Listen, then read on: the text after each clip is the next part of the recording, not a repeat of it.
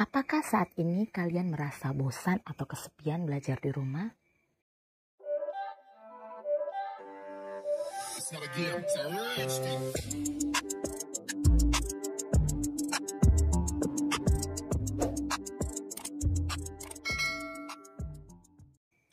Hai adik-adik, selamat datang di Dunia Belajar Channel yang didedikasikan untuk belajar dan berbagi. Bersama saya, Kalis, saya seorang pengajar akan membagikan hal-hal yang berkaitan dengan dunia pendidikan di channel ini. Seperti pada judul di bawah, saat ini kakak ingin membagikan tips nih agar adik-adik tetap semangat untuk belajar di rumah selama masa pandemi. Adik-adik, sejak mewabahnya virus corona, salah satu yang terkena dampak adalah dunia pendidikan Indonesia. Untuk mengurangi penyebaran COVID-19, pemerintah Indonesia memberikan kebijakan bahwa aktivitas pembelajaran sekolah dilaksanakan melalui daring.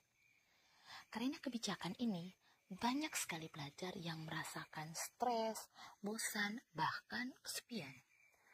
Lantas, bagaimanakah tips agar tetap semangat belajar di rumah? Yang pertama, kalian bisa membuat motivasi atau afirmasi yang kuat untuk diri sendiri. Kak, apa sih sebenarnya afirmasi? Dilihat dari Kamus Besar Bahasa Indonesia, afirmasi adalah penetapan yang positif, seperti penegasan atau peneguhan yang berkaitan dengan sesuatu yang baik. Dengan afirmasi akan membantu kamu untuk berpikir positif dan menjauhkan kamu dari rasa malas dan kurang percaya diri. Kalis, bagaimana nih cara melakukan afirmasi? Nah, cara afirmasi dan contoh kalimat positif yang bisa kalian lakukan adalah pejamkan mata kalian, perlahan tariklah nafas, dan katakan, saya percaya saya bisa melakukan banyak hal termasuk belajar dengan baik. Atau dengan kalimat lain berikut, saya bisa mencapai hal yang lebih baik. Atau kalian bisa membuat kalimat positif sendiri dan kalian bisa melakukannya setiap bangun pagi biar semangatnya lebih membara. Tips yang kedua adalah memastikan suasana dan tempat belajar yang aman. Suasana yang aman artinya nyaman untuk belajar. Contohnya jauh dari keramaian, tempat belajar yang rapi dan bersih. Nah, tempat yang seperti ini akan membantumu untuk fokus dalam belajar. Tips yang ketiga adalah membuat jadwal belajar harian. Dalam membuat jadwal, kalian harus tetap memperhatikan durasi belajar agar tidak menimbulkan keletihan. Mengapa demikian? Studi menyebutkan kebanyakan orang dapat mempertahankan fokus maksimal rata-rata 1-2 jam per hari dan biasanya waktu terbaik seorang untuk fokus ialah pada pagi hari. Nah adik-adik, ayo jangan bangun kesiangan lagi.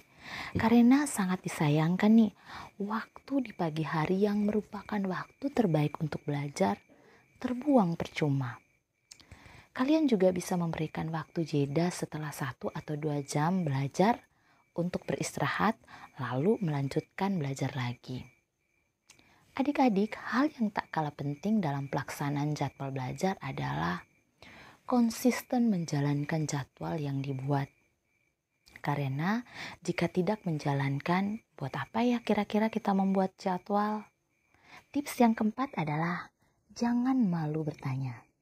Adik-adik, jika kalian mengalami kesulitan, bertanyalah kepada orang yang dianggap mampu memecahkan kesulitan yang kalian hadapi, atau kalian dapat berinovasi mencarinya lewat media-media yang dapat digunakan untuk belajar, misalnya YouTube, Google, buku, atau lain sebagainya. Komunikasikan dengan guru dan teman sekelasmu untuk memecahkan kesulitan yang kalian hadapi. Tips yang kelima adalah tetap jaga kesehatan. Kalian bisa mengatur pola duduk yang benar saat menulis dan membaca, yaitu dengan tulang punggung yang tegak.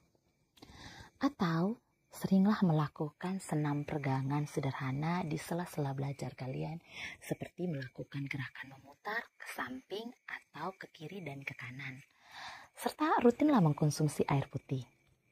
Tips yang terakhir nih, kalian dapat menyiapkan perangkat yang dibutuhkan seperti kalian bisa menyiapkan perangkat, laptop, handphone, ataupun komputer maupun saklar listrik. Pastikan juga perangkat kamu terhubung dengan jaringan internet yang baik. Nah, adik-adik, apakah nih di antara kalian sudah melakukan tips-tips yang kakak sebutkan tadi? Semoga tips di atas bisa membantu atau menjawab kendala yang dihadapi adik-adik saat ini. Pandemi COVID-19 bukan menjadi halangan kita untuk belajar dan berkembang. Namun, sebagai pelajar yang bijak, pandemi ini akan dijadikan sebagai tantangan untuk menghadapi masa depan. Nah, sebelum Kak Lis akhiri, bagi kalian yang merasa bahwa video ini sangat bermanfaat, jangan lupa like, komen, dan subscribe. Tekan tombol loncengnya sebagai notifikasi, serta share video ini ke media sosial kalian. Ajak mereka yang ingin belajar bersama kakak di channel ini. Adik-adik terkasih, tetap semangat menggapai mimpi, dan sampai jumpa di video berikutnya.